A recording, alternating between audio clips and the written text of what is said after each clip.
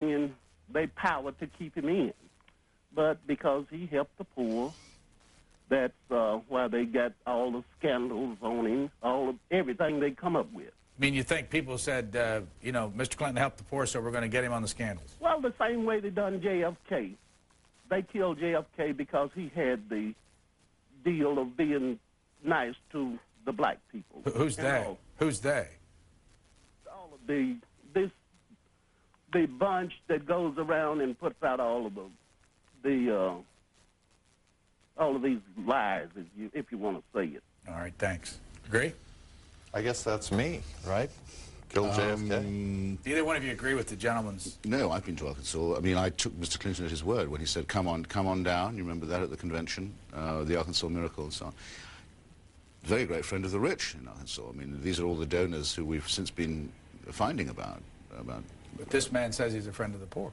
Well, would say I had a different impression. That Mr. Clinton was, look, Arkansas doesn't have a civil rights statute yet. I think it's almost the only state that doesn't. It's a right-to-work state. It's very hard to join a union. It's extremely backward in all those respects. The income disparities are colossal, but there is a great deal of wealth there, that's true, and Mr. Clinton knows almost everyone who's involved in holding the purse strings. Mr. Brookhiser... That's the sort of governor that he was. What was it, 28 days on the tour? I was there 18. I did 18 days. 18 days. I mean, you physically went to all these book signings and all the press conferences before. And would you stand around and watch it, or what? Well, what you did, there was always a press conference about 10 minutes before each one of these things, and then you looked at the line and you talked to people on the line, and you saw what they had to say.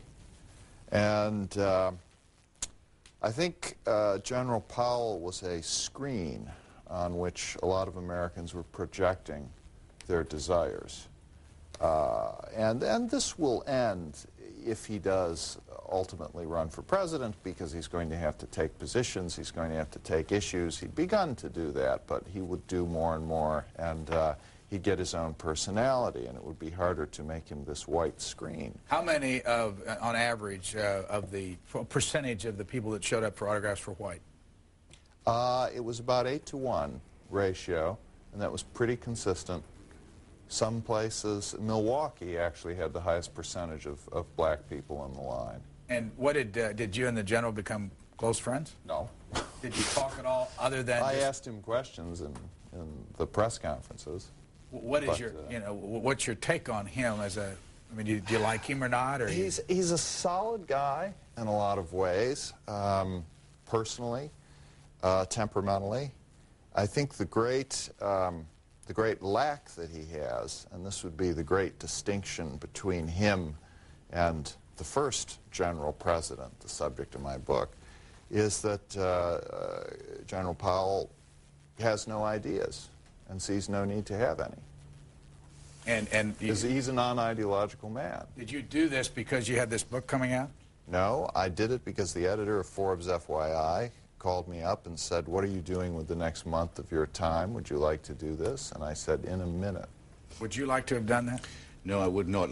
I'm really disappointed. I was thinking I might get a Colin Powell-free TV program. And this would be one of the benefits of him finally having deigned to tell us that he's not going to run. I was so relieved. I actually won some money on it, too. I thought also now not every conversation that I have will be poisoned by speculation about this complete non-entity.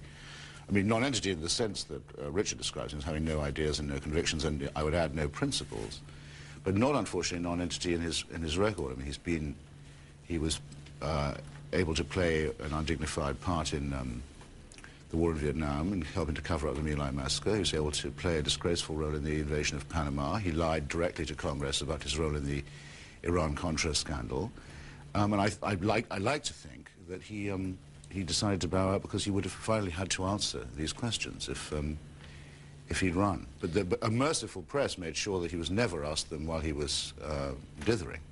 Next week, as we've said, we're going to have our satellite truck and cameras in Ohio all week. Every morning on the show, we're going to focus on one of 8 men who were president of the United States. And the interesting thing about this discussion is that a lot of them were generals. William Henry Harrison, Benjamin Harrison, Rutherford B. Hayes, James Garfield, Maybe McKinley. McKinley was an officer. I think he was a captain or a major. I think he was a major. But the idea for that next week is, and it starts Sunday, is that you can compare what was going on in those different presidencies. It's one state. It's a way for us to concentrate in one area and see if the issues they were discussing then have any relevance to what's going on now. Or maybe better put, is there anything new in present-day politics? San Francisco, thanks for waiting. Good morning. Hi. To you and your erudite guests. The Morning Chronicle has Bosnia, the budget, Newt Gingrich, and the continuing tawdry tale of a trial in San Francisco Federal District Court in which the woman police officer has sued the police chief of San Francisco for sexual harassment. By the way, President Harding died in San Francisco in 1923 at the Palace Hotel on a campaign trip. Two quick questions, Brian. Only you can answer, and maybe Chris. One is the background music that's played during quorum calls and votes, the classical music. It would be appreciated if you could identify, what some of the music is. And also, there's a lot of great American classical music by Freddie Groffet and George Gershwin. You might think about that. And the other is in Prime Minister's Question Time. The first question is always question number one from the Conservatives, and the Prime Minister Major always says that he had meetings in the morning and will have meetings in the afternoon, et cetera, et cetera. Then subsequently, there will be popped up a question number 4 or number 6, to which the Prime Minister always refers to saying, I refer the honorable gentleman to the answer I gave some moments before. And could they all be the same question? What does it all mean? I'll take the answer off the air. Thanks. I think that's a great way to conduct this program.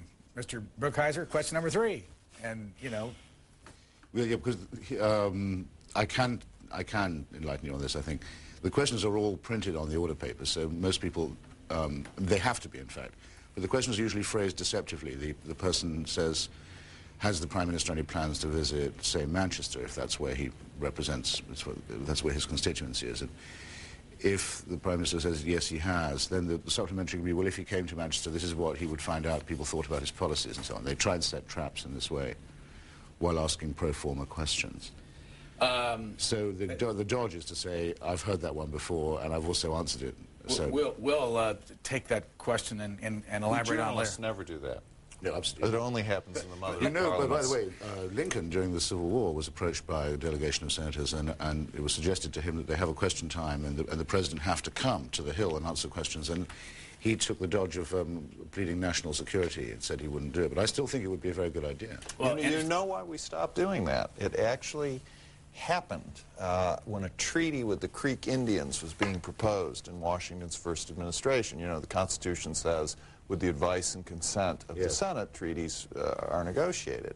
Well, we have the consent of the Senate, but we have never had a president going to the Senate to ask for its advice, because we did it once, and this was with a treaty with the Creek Indians.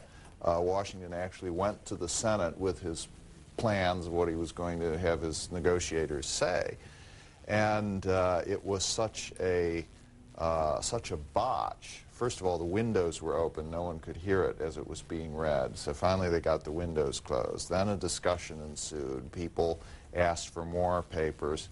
Washington lost his temper a bit. He says, this defeats my whole purpose of coming here. He left. Weekend passed. He came back on a Monday. He was fine. Everything went. But he was heard to say as he left he would be damned before he came there again. If he can plug his book, why can't I plug mine? You can plug it. As a matter of fact, there's a picture here I want to ask you about right here. Why did you include this picture of a deceased Robert Maxwell with Mother Teresa praying the rosary? Well, the book is about all the shady connections of Mother Teresa and all the things that you should know about her and don't. Her connections with, basically with either right-wing dictatorships or with corrupt right-wing businessmen. Like, are you calling Mr. Keating a corrupt right-wing businessman? I'm calling Mr. Keating was the model of the Lincoln Savings and Loan is the model of a corrupt right-wing businessman. He's currently doing 10 years for it. He gave her $1.25 million of stolen money, which she's yet to return, though the court in Los Angeles has asked her for the money. She won't give it back. He, in his turn,